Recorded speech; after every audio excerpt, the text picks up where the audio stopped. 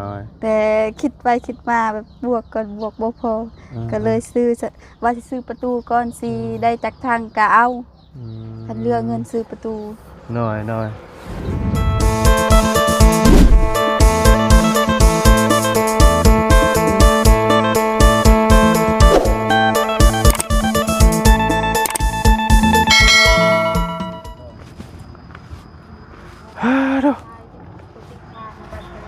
เมื่อวานนี่แบบฝนตกแห้งพี่น้องเนาะคลองน้ำไหลพี่น้องเลยแห้งดีเด้ฝนอยู่พี่นะอยู่บ้านเนี่ยบ่มีฝนมาพี่ป้าต้องเฮ็ดหยังบ่ได้เลยพี่น้องมาฮอดตอนค่ำๆเนาะมาแบบฝนก็นำลงมาเลยเฮ็ดหยังบ่ได้ผ้ากระเดื่อมผ้ากระห้องพี่น้องเลยปิดสัญญาณอย่างเดียวย่านผ้าได้พี่น้องเลยขนาดนั่งกินกระปุ่นอยู่บ้านธาตุมือไปขนไม้นั่นก็ผ้าลงมาพี่น้องกันเนาะเอาพี่น้องระวังรอทางลุงหนวดเพิ่นพาพ่อน้องนาน้อยพี่น้องกันเนาะไปเบิ่งเรื่องของน้ำของในสอนน้ำเพิ่นเนาะเพราะว่าทางเราก็ได้เฮ็ดของน้ำของในแล้วเนาะบัดนี้ได้ทางลุงหนวดมีงบประมาณที่ว่าสร้างของน้ำเนาะแต่เราไปเบิ่งแน่ว่าต้องการยังพี่น้องกันเนาะรอลุงหนวดอยู่เอาวันนี้ก็พี่น้องเป็นยังไงเนาะทั้งน้องนาน้อยพี่น้องช่วงมาบุญเมื่อก็ถือว่าได้รับโชคใหญ่แล้วก็เห็นหนุ่มไทยเนาะมาหาพี่น้องโอ้มาถึงที่เลยเอาจังใดก็ถามเรื่องเล่าก่อนพี่น้องกันเนาะเอาก่อนอื่นก็กราบสบายดีและสวัสดีพี่น้องกันเบิดสุขุสุขคนพี่น้องกันเนาะพบพ่อกันตอนแดดฮ้อนนี่แหละเนาะฝนตกเช้าวัดฮ้อนพี่น้องเลยเนาะเป็นธรรมดาเพราะว่าฤดูกาลมันกำลังสิฮอดหน้าฝนแล้วไปพี่น้องอย่างไรก็ไปเบิ่งก่อนเนาะโชคใหญ่โดนทับเป็นยังไงพี่น้องเอ้ยคือว่านอนบ่หลับสั่นยึกอยู่ยัก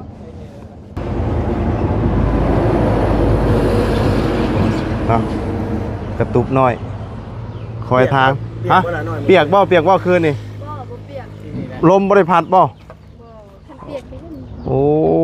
แล้วเจ้ากระปุกตัวเนาะอาชีนั่นยกอาชีเปียกเปียกหน่อยนึงบ่โอ้คุณเรียกม่วงบ่ซั่นสุกบ่นางบ่สุกกี่ดอยมีม่วงใหญ่จักขึ้นเนาะเอาคักแล้วม่วงใหญ่เข้าบ้านจังเนาะฮ้อนครับพี่น้องเอ้ยเดี๋ยวขึ้นเทิงก่อนเนาะอบเอาเป็นไงพี่น้องนี่ว่าไขมันพอกตับพอกตึบอยู่เฮ้ยไขมันพอกตับนะนี่มาทานนี่บ่ตายขั้นที่2ได้เลยใกล้แล้วใช่นี่ๆว่าใกล้สิเป็นของยาคูแล้วยะทาวดีว่าแล้วจังหน่อยนี่เอาสบายดีเด้อพี่น้องเด้อเราสบายดีมาเดี๋ยวบอกฉันก็ฮะยังบ่ยังอยู่เห็นว่ากันในกินยาชาว่าวันนั้นสิยาทากันเนี่ยน้อยเนาะไว้ดีเมื่อวานนี่ก็ไปลงจ้ะคลิปเลยมาฮอดแบบฝนตกแห้งหัวป้าโตบ่มันแห้งอยู่ในฝนวานเนาะแห้งแบบวันแนมทางจนบ่เห็นน่ะฮะเกิดเนี่ยเป็นน้องขอโทษขอไม่ได้หลายพี่น้องเลยอันนี้มันจะเตะปากคอยหมอเนาะเอาเอาไว้ได้ขาเกงขามันเนาะเลยฟิตมันตึงป่ะมันฟิตได้ใส่ส่งหัดเป้าติ่งเนาะใส่เพื่อสุดน้อยแล้วส่งโมเลฟระหว่างรอทางลุงหนวดพาพ่อน้องหลานน้อยไปเบิ่งเรื่องของน้ำของในเนาะยังทันได้มาอยู่เป็นยังไงพวกเราสิเริ่มเฮ็ดเมื่อใดเดี๋ยวทางเบิ่งเรามานี่แหละเนาะเพราะว่ามันเริ่มทำมากันเฮ็ดแล้วนี่เพราะมันก็หึงเลยเด้หน้าฝนหม้อเข้ามาเลยจังหน่อยสิได้ตักอันน้ำออกจากอันคุมเลยเนาะโอ้ยแน่นอนอยู่แล้วเอามาอันเครื่องมาครบบ่เลยบ่ซั่นจังวะก็คือมีบ่ได้บอกอีหยังทรายอีหยังก็มีบ่เลยเนาะทางแต่ว่าก็ว่าครบบ่ได้นะทั้งเฮก็ได้ทรายก็ได้ปูนก็มีเลยบอกก็มีเลยเดี๋ยวแต่ไม้บงกบเพราะว่าลุงหนวดสร้างไม้น่ะเพิ่นบ่มาส่งโอ้ยไม้น่ะว่าบุญเนี่ยเจ้าเข้าไปเบิ่งรถเป็นจังได๋เฮ็ดเพื่อนครัวแล้วดังนึงบัดนี้นะไม้เราไผก็น้องนำเพิ่นว่ามื้อนั้นอันนั้นนั่นดิผ ประตูตัวเสียนั่นเพิ่นให้เด้ เอ เพิ่นเอาไว้ให้ได้ ว่าเมียเพิ่น หลายหนึ่ง ไปอยู่พุ่นไปอยู่เวียดนั่นเด้แบบว่าอยู่น้ำลานเด้อยู่พี่แล้วจักสิอยู่น้ำไผเด้ปานนั้น ตู้ น่ะ ที่เพิ่นเสีย พอตู้เพิ่นให้นั่นให้แต่ยังบ่เสียแต่บ่ยังบ่ได้ให้แบบว่าเมียยังบ่ได้นั่นเด้บัดนั้นเมียย้ายเมียก็เพิ่นผู้เป็นเมียก็ให้เด้มอบให้เด้ โอ้วันนี้ไม่หลายวันนี้ โอ้เฮ็ดเนาะเฮือนครัวแล้วห้องน้ำได้สบายเลยดีแล้ว เนาะ ลดค่าใช้จ่ายลงเท่านั้นแล้ว โดย สาธุแล้ว คำนี้เนาะ แม่น มีแต่ไม่บ่มีนั่นคือเก่า แม่น อืม ก็นี่จะว่าโอ้ยอยากครบเรือพุ่นแหละห้องน้ำน่ะมันเว้าๆดอกเฮ็ดเฮือนครัวก็ยังได้ สิเฮ็ดเฮือนครัวคันมีเงิน โดยโอ้บ่มีก็เฮ็ดเอาเองนี่แหละเฮ็ดได้จ้ะ เด้น่ะ มาแล้วบ่ มาแล้ว อ่า คุยละเอิ้นมาคุยนํกัน อื นะ ม โอ้ใหม่เนาะรถแล้วเนาะ อ่าโอ้เราออกรถใหม่บ่อัน บ่ เงิน10ล้านมันออกรถใหม่บ่บ่แม่นบ่เห็นว่าโอ้ช่วงนี้ที่ว่าโชคโดนทับได้เด้เนาะ ดีแล้วเนาะ ล้านหัวใจ โอ้เป็นได้คือว่า10ล้านประหารหัวใจ ดีใจเอ้า โอ้ บ่รับนี่ใช่ครับบ่ถึงนะ บ่แล้วประหารหัวใจมันตั้งอีกตั้งหากเลย มันต้องอีกแบบนึง พังเสียงแล้วเอานี่ไม่เนี่ย10ด้านประหารหัวใจนี่คือว่าเขาให้10ด้านเลยคือเขาเลิกลาเฮา ขาดองเนาะ บ่แม่น บ่แม่นบ่ ประหารหัวใจแล้วดีใจเอ้าแม่นประหารอย่างดีใจอะ แต่ว่าเป็นครั้งแรกบ่เคยที่แบบ โดยครั้งแรก ที่ได้รับเงินก้อนใหญ่ โดย ขนาดนี้เนาะ ให้พ่อแม่แล้วนั่นน่ะ ให้ไปเลย ให้ไปแล้ว เห็นเขาเจ้าในบ้านบอกว่าน้องคือบ่เก็บไว้เองเอาไว้ใช้จ่ายเองเก็บไว้ใช้จ่ายน้องใช้จ่ายสำใดก็บ่หมดหมดสำใดก็หมดขนมใส่จ่ายให้พ่อแม่ดีกว่าใส่จ่ายสำใดก็หมดต่อให้มีตื้อหนึงก็หมด แม่ โอ้เบิดได้กันนอนใส่เนาะ ให้พ่อแม่นี่ดีที่สุดแล้วเพราะว่าเพิ่นก็บ่มีเงินเด้ น้อยแล้วบัดนี้อัน10ล้านนี่ลักๆเลยสิเฮ็ดหยัง ยังวู้คือกัน บ่คิดไว้ในใจอะนะทั้งเจ้าแล้วก็พ่อแม่นะ ว่าอยากได้สีเฮือนกับประตูบ่ฮู้ว่าสิพอหรือบ่ เปลี่ยนในตัวนี้ แบบว่าให้มันสบายกับตัวเองและพ่อแม่เด้ ประตูยังน่ะ ป้องหน้าต่างเด้ป้องเยี่ยม มันขาดบ่ แม่ มันห่าง มันห่างว่าอยากใส่ใบบ่ฮู้ว่าสิพอหรือบ่พอกับปีหน้าอีก ใส่มันเป็นอ่ะ โดย น้องๆเนาะ น้อยอ๋อพ่อก็ แต่ว่าสิซื้อเด้อสิซื้อแล้ว มาไว้ แม่ซื้อมาไว้ ซื้อตัวอันบานประตูบ่หรือว่าซื้อสี ซื้อบ้านประตูคันเรือนะว่าสิทาข้างในก่อนคันเงินมันพอเด้ สีน่ะพออยู่ถ้าจะเอาระบบราคาถึงเนาะ มัน มี มี ทำงานได้เราเนี่ย หลายเติมไปได้บ่บ่ 10ล้าน มันก็มีตามเกณฑ์มันคือกันเนาะราคาถูกราคาแพงดึง มี สี ทางละ 3,000นี่เอาลงเบิ่งหั่นแหละ โอ้3,000เพลงเลย ได้ว่า ชุดแล้ว กาแฟยังว่า 3,000เพลงเลย ล้านแปด คันว่าพอเรือใส่หน้าต่างนะว่าสิซื้อบ่ทาก็ได้ทางนอกทาแต่ทางใน ชื่อว่าง่ายนี่ลักๆเลยได้แก้ปัญหาแม่นประตูหน้าต่าง โดย พอแล้วในเซตนี้เงินเดือนจำไรแล้วชื่อสีมาไว้ แม่นซื้อซีมาไว้ ได้จักทางกะ เอา ยา ไว้ มัน แม่น แต่ว่าสิซื้อละเรือหน้าต่างว่าสิซื้อซื้อไว้ ดีแล้ว หน้าต่างก่อน แต่ว่า หน้าต่างนี่บ่ทุกอันเลยบ่หรือว่านี่ได้ แม่นหมดทุกอันเลย เออ เลยดี ไปถามแล้วเมื่อวานนี่ว่าสิซื้อประตูตัวหน้าเฮือนนี่เขาบอกว่าประตูหนึ่ง2 ล้านหรือว่า2 ล้านบาทพ่อน้องก็กลไป บ้านคู่ บ่มันก็อันนั้นแหละน้อง มันก็คำเจ้าไปถามตัวลายมันงามมันก็แพง คำตัวธรรมดาที่ล้านไป แม่น แต่ว่า แบบว่าเงินบ่หลายได้ถามตัวใดก็แพงเมื่อก่อนเมื่อคิดก่อน อันลายธรรมดาเนี่ยล้านไปถ้าว่าเป็น ไป อันว่าตัวเป็นลายน่ะโอ้แพงอยู่แล้ว ไปถามแล้วเมื่อวานนี่ตู้ก็ถามแล้ว น้อย แต่คิดไปคิดมาแบบบวกก่อนบวกบ่พอก็เลยซื้อว่าสิซื้อประตูก่อนสิได้จากทางก็เอาคันเรือเงินซื้อประตู น้อยฮะ ประตูเรี ป ยก ระตูโอ้เรามาแล้ว มาเลย มาแล้ว เอา เสียนมาบ้านนี้ ได้ประตูได้ เราไปแต่เช้าคุณเนาะ นะเอา ไปก็ได้เจ้าบุญเนอะ โดยโอเคเนาะโดยเดี๋ยวอันน่ะ ตู้ก่อน นั่งถ่ายลุงเคยอีกแล้วจ้ะเนาะ ขาไปแล้วเจ้าขากันเลย นี่แหละพี่น้องเลยฮ้อนเนาะ นี่น่ะพอเรามาแล้วถาม เป็นได้เป็นอันเรื่องของน้ำของนายเริ่มเมื่อใด ในท่าเขาไปชกชี ชงสี เรียด สีเจ้านี่บ่ ว่าสิซื้อซี่บูว่าพอจักทาง ชื่อแล้วบ่สั่งแล้วบ่ ชื่อสร้างเลยชกชีปิดอัน6 ลาด ล่ะใส่ซื้อประตูแล้วก็ว่าสิเอาเงินตัวพ่อน้องเฮ็ดห้องน้ำแน่ว่าสิเอาไว้แม่นว่าสิไว้ใส่จ่ายแน่เอาไว้ปนกันนั่นแหละพอสำใดก็เอาสำนั้น น้อย โอ้ชีขาวชีใน แม่นสีกัดน่ะยังบ่ได้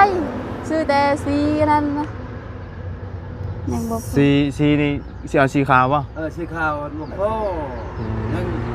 ถ้าเฮ็ดงานนี่แหละ เอาแล้วสีชมพูสีบัว เพื่อนนี่มัน สีบัว สีบัว โดย ข้างใน โดย เด้อเลยจุ๊บๆเลยเจอเลย โดย เพื่ออะไรกันย่อยไม่ดูเบิ่งแล้วพบุญ เอา เป็นแน่นี่มันจะใช้ มันชวนมันเปล่ายังกูเบิดอยู่มันเรานี่เนาะ เขาจังว่าอยู่ก็จะว่าไปหาเจ้าหรือบ่เห็นครับ ใช่หยาบ่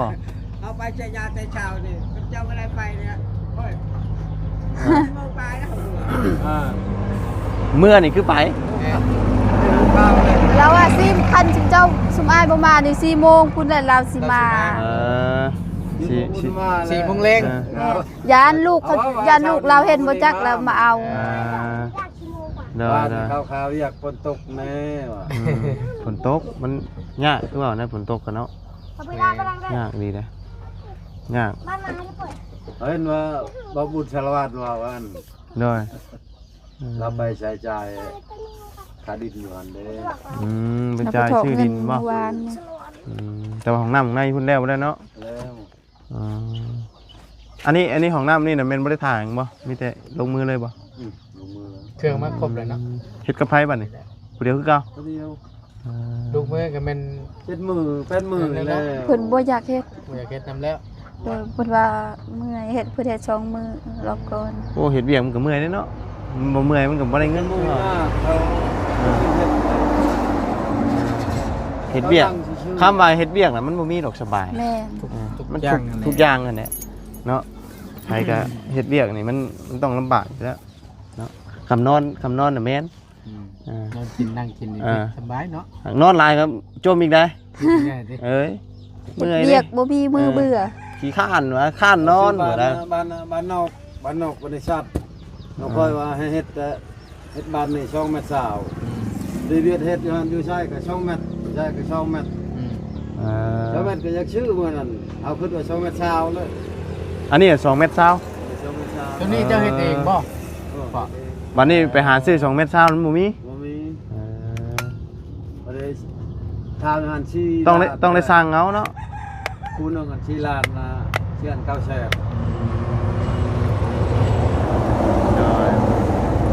เรากำลังถ่าสีอยู่สีจะมาส่ง แต่สีมาลงเลยก็เป็นสิไปทุกของทุกคุมไว้นะเนาะ ได้สำใดเอาสำนั้นพอสำใด นี่เจ้าแล้วไปช่วยเรา โดย เนาะเป็นลูกมือแล้วจ้ะ เป็นลูกมือช่วยกัน โดย หิวปูน ผู้ชมปูนอยู่บล็อกนี่พ่อ ว่าแล้วถามในเรื่องนึงเงื่อนคือเห็นรถผู้บ่าวไทยไหมเชน ใช่ เนาะ เห็นในคลิปจารลาวนะ จักระบุว่าเขาเจ้าจักเขาเจ้ามาแต่ไสเขาเจ้ามาเที่ยวยันมาเที่ยวเท่านี้เด้สองผู้เมีย คิดว่าผู้บ่าวนะคือว่า เขาเจ้าเลาะไปว่าเห็นชมายถ่ายคลิปติดทางเด้ เพิ่นก็ได้ข่าวมา แม่น ทักทายใช่ป่ะ แม่น โอ้โยเห็นรถว่ามีหนุ่มไทยมาหาว่ะเนาะเห็น บ่ บริเวณเนาะโอ้คนน้าผู้เมีย โดย โยเคยก็เห็นแต่ในรูปเนาะเคยก็บ่ได้เบิ่งหยังเนาะเห็นถึงหัวคอก็ได้ถามเบิ่งเนาะ เทพมานครพุ่มจัก โอ้กรุงเทพบ่มาถึงกรุงเทพ แม่เห็นไปกรุงเทพ พี่น้องฝั่งไกลเป็นมาดิน โดย เพิ่นเฮ็ดในคลิปแล้วเพิ่นอยากมาเยี่ยมมายาม โอ้เพิ่นตั้งมาหาเลยบ่หรือว่านี่ บ่เขาเจ้ามาเที่ยวแถวพุ่นแล้วเขาเจ้า แถวเมืองน้อง บ่เขาเจ้าไปทางตะโอ้ยนั่นแล้วบัดนั้นไปทางไชยละวันแล้วออกทางบันดงแล้วเห็นใกล้ๆกับบ้านน้องเด้ โอ้เพิ่นมาแต่สารวัตร นี่ เพราะว่ามันทะลุพี่เลยเนาะ เขาเจ้าเที่ยวไปเที่ยวมาแล้วเห็นก็เลยแบบว่าอยากเข้ามาเยี่ยมมายาม เพิ่นเห็นในคลิป โดย ก็เลยเข้ามาเล่นน้ โดย ผ่านในที่พอดีนะ ำโดยผ่านเนาะเพิ่นเห็นเพิ่นก็เข้ามาทักทายเนาะธรรมดา ประหยัดฝนตกอีกเด้ ฝนตกพายุถล่มอีกแล้วนี่เนาะ คนหนึงนี่บัดที่จะว่าฮอดว่าเรื่องข้อกระป๋อมอยู่ โดย มาวันนี้สิคนสิตกอีกเลย เบิดได้ติเวียกงานตอนนี้บ่ได้มีหยังเฮ็ดได้บ่ตอนนี้ หมดแล้ว เบิด ยังแต่ทายานและเสียจ้า เอ่อ ปลูกมันปลูกลำปลูกหมดแล้ว เรียบร้อยหมดแล้ว เรียบร้อยหมาแล้ว มีแต่ มันก็สิงามแล้วฝนตก งามบ่ เข้า ปี มาเดี๋ยวนี้เนาะ งามแล้วฝนตก ใหญ่ไว้อยู่นี่ เอาปลูกลำอีกวันนั้นนะปลูกอีกเทื่อหนึงแล้วพอดีฝนตกเลย ฝนตกแห้งยำเนาะแห้งขนาดได้ปีนี้น่ะ แห้งกะมันตายไปแล้วมันได้ปลูกใหม่แล้วจึงตกอีก เอ่อ ต้องสองเทื่อพุ่นปลูก ตอนนั้นมันบ่ตกลงเนาะบ่ตกใช่อืม ถ้าปลูกช่วงนี้ว่าอยากติดแทบทุกต้นหมดแล้ว ติดนะคือว่าวันนั้นฝนมาตกแต่เขตเดียวเซปูนคือกันนะ คือเขาเข้าไปบ้านหัวยิงเนาะในบ้านน่ะตกออกมาครึ่งนี่บ่ตก อันอยู่เฉพาะอยู่ในบ้านนั้นผ้าแตกผ้าห้องวะจนว่าสิออกมาบ่ได้บัดพอออกมาเบิ่งทั้งนี้ดินแห้งกุ่น คือถึงเงินเยอะอย่างก่อน โอ้อันนี้ก็เป็นแต่เงินลายนะ ตกบัวๆเลย แต่ว่าเมื่อคืนนี่ตกทั่วเบิดเมื่อคืนนี่ แห้งอย่างนี้ แห้งอยู่ดีคำว่า ทั้งบ้านเนาะตกบ่ บ่ตกหรอก บ้านเนี่ยคำว่าตกนะหาบมาอึงนะ แม่นอันนี้ยอมรับ อึงอะไรดีนะ ลายได้ทั้งบ้านนะน้องเอ้ย ทางนี้บ่มีเลย โอ้ว่าเราอยากให้เราเห็นใบมะขามอ่อนต้มใส่นังใส่สดอยู่นี่เนาะ สมปากหรือเปล่า อ่า ว่าเรากันอะไรเนาะขึ้นอยากเด้ อยากได้ขึ้นยังก็อยากให้ตอนนี้ หิวล่ะ เนาะหิวข้าวแล้วแม่นยังหิวข้าวแล้วยังบ่ทันได้กินข้าวเดี๋ยวจักหน่อยก่อนพี่น้องเดี๋ยว บ่ก่อยเห็นหนุ่มม่วงชุกเดี๋ยวนี้เรื่อง ชุกบ่ อ้าว ไปเอานะเฉยปะ กินได้นี่ ไปนะไปชนะน้อยอันคอนี่เด้อไป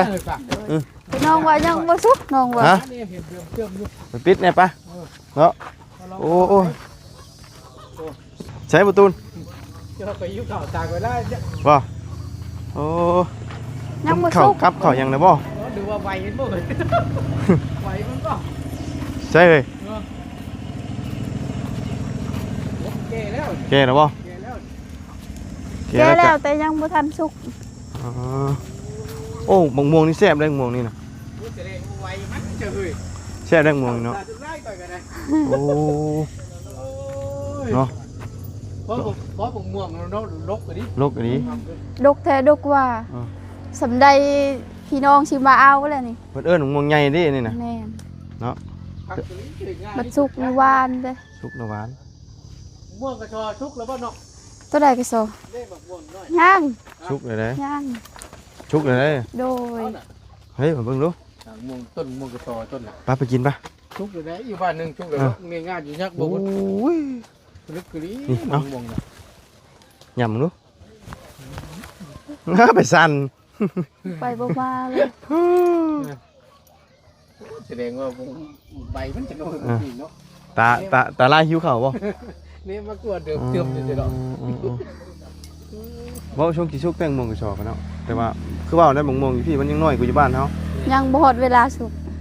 อยู่บ้านนี่ชุกเบิดแล้ว ถูกแล้ว จน มันยัดโบกข้ามคักคนเมื่อ จนสิเบิดล่ะ กินเงื่อน แซ่บเลยพอกินเต็มบางโมงกับข้าวได้อยู่บ้าน ยัดโบก ปีนี้น่ะผลไม้ลาย บ่ชมบ่บ่ตุน กินแล้วเบิ่งนะ บ่มันเจ็บเลย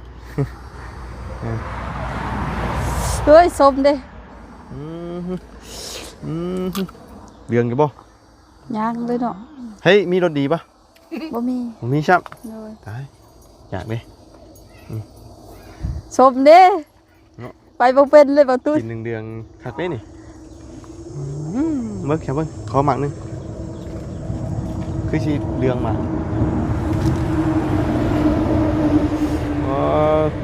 คักอยู่ได้นี่ เนาะ บ่บุญกินได้บ่อยากกินข้าว ฮะ บ่ส้มบ่ แตงเกียวใช่ครับ อืม กินกลางเว้นแซ่บแตงเจียวแซ่บ แต่งไป ๆแตงจำนี้บ่แซ่บกินกลางเว้นกินแต่ตอนเช้าบ่แซ่บ ปลาแหลกแคบตอนนั้นน่ะบ่ฮู้ที่อยู่ในหลังรถบ่ฮู้อยู่ไส โดย กินเบิดบ่จ๊ะ หมดแล้ว แซ่บบ่ แซ่บ สมชื่อเนาะ โดยหมดแล้วประแดกนะ อืมโอ้ แซ่บ น้ำหน่อยแล้วตำข้าว โดย ผู้เดียวแล้ว โดย เบิด3บ่เจ้าเด้อ บ่ เดียวเนาะ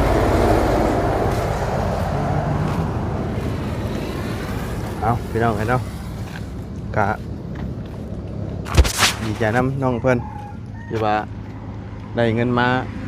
ซื้อบานประตูก็ซื้อสีเนาะ โดย อ่าจับเงินก้อนโตจนสั้นบ่ สั้น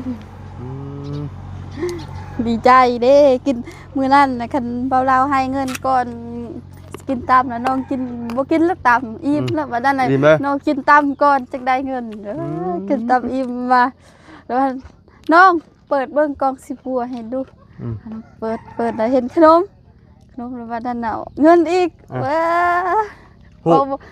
บ่เป็นเลย คิดอยู่บ่สิเป็นของตัวเอง บ่คิด อืม เพราะว่าเบาลาบอกว่าน้องไอซีเอาขนมให้กินเด้อบัดนั้นนะขนมมาอยู่กองบอกว่าให้ทายเบิ่งดูว่ามันยังอยู่นี่น้องน้ำทายว่ากระเป๋า อืม แกะไปแกะมาเห็นเงิน น้อย กับบ่คิดบ่ฟันว่าสิเป็นของตัวเองก็ดีใจปลอบใจ น้อย เพราะว่าน้องแต่เกิดมาน้องก็บ่เคยได้จับเด้แล้วบัดนั้นนะ เว้าไงเฮาบ่เคยได้เป็นก้อนใหญ่ๆ แม่น เนาะ แล้วบัดนั้นนะพ่อแม่แปลว่าพ่อแม่เลี้ยงมาน้องก็แต่เกิดมาน้องก็บ่ได้ให้หยังเพิ่นแล้วบัดน้องมีแบบว่ามีผู้ใหญ่ใจดีให้แล้วน้องก็อยากให้มอบต่อให้พ่อแม่ อืม ให้เพิ่นเพราะว่าแต่เกิดมาน้องก็บ่เคยให้หยังเพิ่นเลยเด้ น้อยเอาโอ้ชมแล้วปะเนาะเบิดไป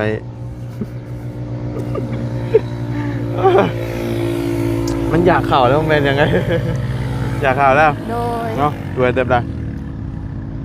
ป้าฉันเนาะมีแต่ล่ำลาฉันนี่เด้อฉันเด้อ โดย โน้ยเดี๋ยวยังไงกันว่ากันพี่น้องหาลูกเพิ่มกันเนาะไปสาพี่น้องเนาะสำหรับคลิปนี้ก็ล่ำลาไปเพียงแค่นี้เด้อพบเจอกันใหม่พี่น้องเลยเดี๋ยวรอทั้งลูกเพิ่มก่อนเดี๋ยวจังไปต่อพี่น้องเนาะขอบคุณไปพี่น้องเอฟซีที่เขาติดตามรับชมคอยให้กำลังใจโอ้ยตลอดมาพี่น้องเนาะทำนี้ไปแล้วพี่น้องสบายดี